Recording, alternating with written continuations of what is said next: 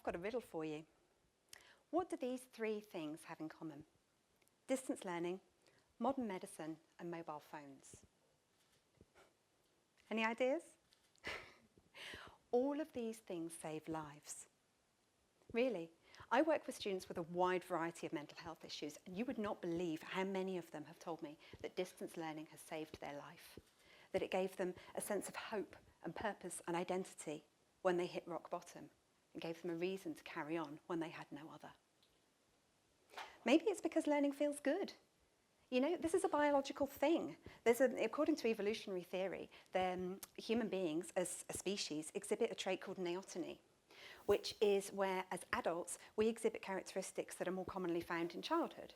So things like playfulness, curiosity, and the willingness and eagerness and propensity to learn. Learning new things and applying them feels good, and this is what's helped us evolve as a species. So how is it then, in higher education, we find ourselves in a situation where our mental health services are maxed out, students are crying out for mental health support, and we see these horrific cases in the news of student suicide? It's like a paradox. Learning might feel good. Education can feel really bad. Higher education needs to change. We know this, and there's a lot of work going on in this area to make this change happen. And my research focuses on the small things that we can do as teachers, as students, as educators, as people involved in the various areas of higher education. The small changes that we can embed in curricula and in learning and teaching that can make higher education a better place to be in, that can mitigate the issues before they become issues. The small things that can really make a difference.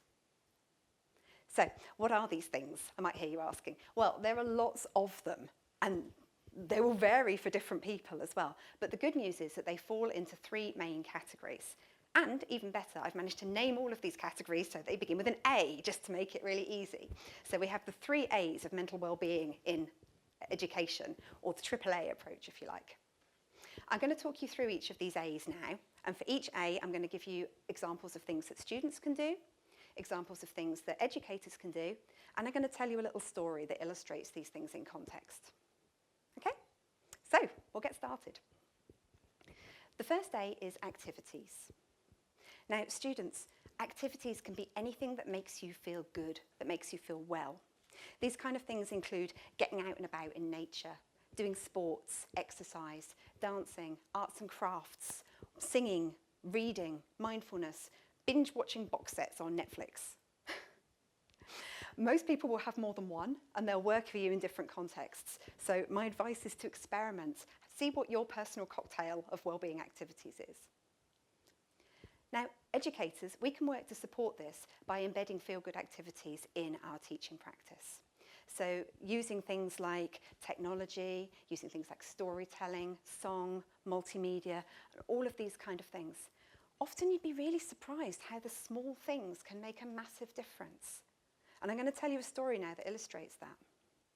So many years ago, back when I was an undergraduate doing my distance learning degree, I did a course in Spanish. I'd found that higher education had been quite dry up until that point, to be really honest, and I was all prepared for my Spanish course to be the same. But I was really surprised, because my Spanish course had music embedded throughout. It had a whole section on protest songs, which was fantastic. It had a whole section on flamenco. For all of the language points that we were learning throughout the course, there was a song that could use to illustrate it. I loved this. And it was an absolute revolution for me that I could really enjoy myself while studying for my degree. So, fast forward a few years, quite a few years to be honest, and I was a language lecturer working in a university. And one of the courses I was asked to teach was applied grammar. Now, I love grammar, don't get me wrong, but this course was as dull as dishwater. And it's one of those courses that you had to take in order to finish your degree, and a lot of students failed. So about 2/3 of my class of students were taking it for the second or third or even fourth time. Now, I wanted to spice this course up a bit because I like grammar. I hate to see it made dull. So I remembered my Spanish course from years ago, and I decided to teach the course using song. Now, this was not a big deal. This was not a radical change. It was just that every week we had a song, and that we'd have a little worksheet that I'd come up with to illustrate the grammar point, and the students really liked it, and I was kind of prepared for that. I knew that they were going to enjoy it. What I wasn't prepared for is how many students came up to me afterwards and told me what a difference embedding song in the course had made to their well-being. How incredibly anxious they had been about taking this course, how it had made them sick to their stomach even thinking about it, particularly the students retaking it and knowing they were going to have to deal with it. So on the flip side of this, however, a few students did tell me that they really enjoyed the class, but they felt guilty for enjoying it. They felt like it wasn't serious learning and they had to go away and read more serious stuff afterwards so that they were getting the serious learning that they needed. So, educators, I give you this challenge. Find ways to implicitly embed feel-good, positive activities in your teaching and explicitly debunk the myth that these things are not proper learning. And it doesn't have to be song. I know this isn't going to work for every discipline, but there's an advanced HE report that you can read that gives you loads of examples of different things, different ways that people are embedding positive activities in their teaching, using storytelling and graphic art and all kinds of things. So that was the first A, activities. We'll move on to the next one now. The next A is achievements. Now, students, achievements can be anything that you've done, big or small, that brings you joy to think of. You can collect these in a kind of well-being piggy bank type of thing, and you can draw on them anytime you need a bit of a pick-me-up. The trick with this category is not to devalue your achievements or compare them to other people's or belittle them. For example, passing that assignment. It doesn't matter what grade you got, and it doesn't matter what grade anyone else got. The main thing is that you passed, right? Doing something that scares you. Doesn't matter if it wouldn't scare anyone else. It's your achievement. Making people laugh, making a new friend, making your bed some mornings. All of these things should be able to bring you joy.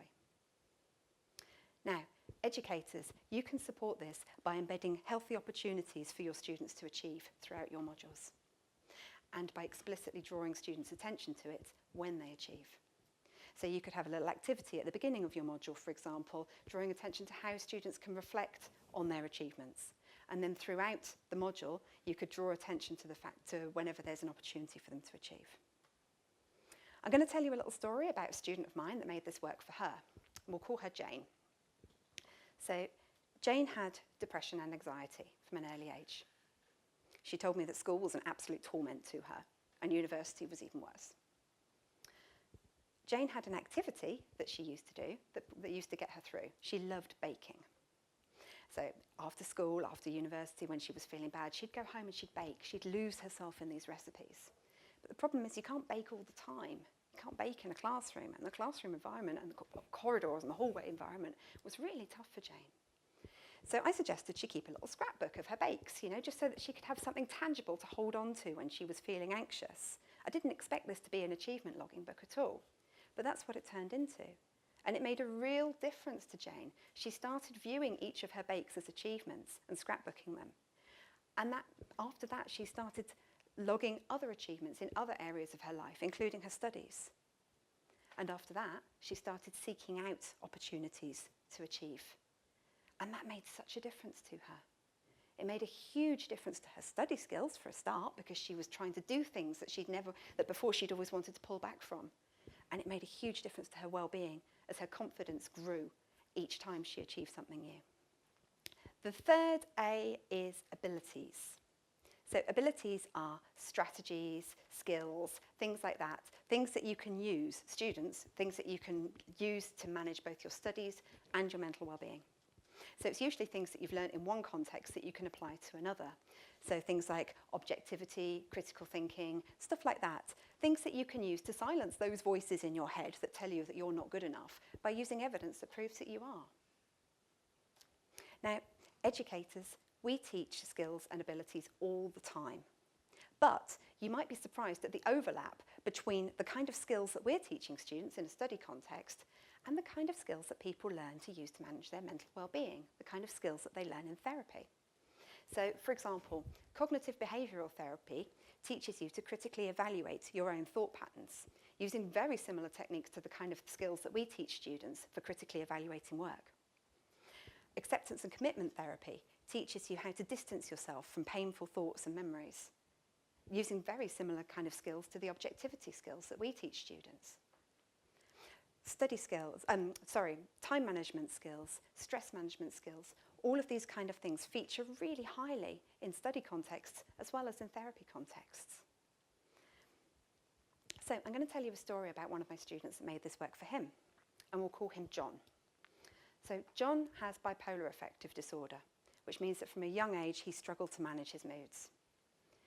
The thing with bipolar affective disorder is it gives you, your brain gives you really mixed messages. So when you're on a high, your brain tells you you're amazing. It says, oh, look how well you did that thing. You know, you did that so well. No one else could have done that as well as you. I bet everybody thinks you're amazing. You're incredible. But then when you're on a low, your brain tells you, well, that was terrible. That was awful. Everybody must hate you. What are you doing here? You don't belong here. You don't belong anywhere. What do you think you're trying to do getting an education? You shouldn't be here. And it can be really hard to make sense of all of those mixed messages and uncover what's actually real.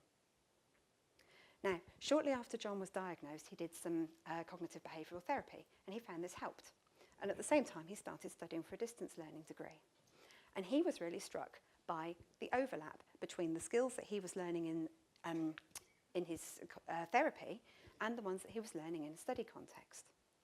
So he really found that although he only did cognitive behavioural therapy for a little while and only started kind of touching on these skills in that context, practicing them in his study environment really helped him apply them more effectively to his well-being.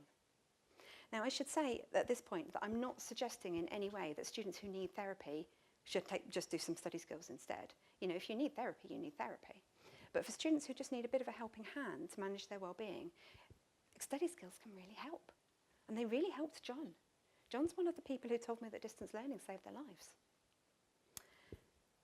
Research has shown that students really want to learn explicit skills for how they can manage their mental well-being, and they want this to be embedded in their learning. In many cases, we're already doing that. We just need to make it explicit. So imagine, like, at the beginning of a course, maybe you've got one of those little rubrics that says what the students are going to learn, you know, the learning objectives for the course, the skills that they're going to be touching on during the course. You could add an extra column to that just says for each skill, this is how you can apply it to your mental well-being or to other areas of your life. So, we've talked about our 3 A's. We've talked about activities, we've talked about achievements, we've talked about abilities. Students, we've talked about ways that you can collect these in like a kind of piggy bank and draw on them when you need a pick-me-up. Educators, we've talked about ways that you can embed these in your teaching. Now, there's one more thing I want to ask you to do. Share your examples of these. What activities do you have that help you? What ideas do you have for how these can be embedded in learning? What abilities get you through when you need it? Share these to social media, or share these in your workplace, your classroom, maybe in a blog, an ideas board, or something like this. Everybody listening today has something that other people can learn from. Everybody listening today has the ability to make a difference. Do you remember my opening riddle about how education can save lives? Imagine what's next if we're all part of making it better. Thank you very much.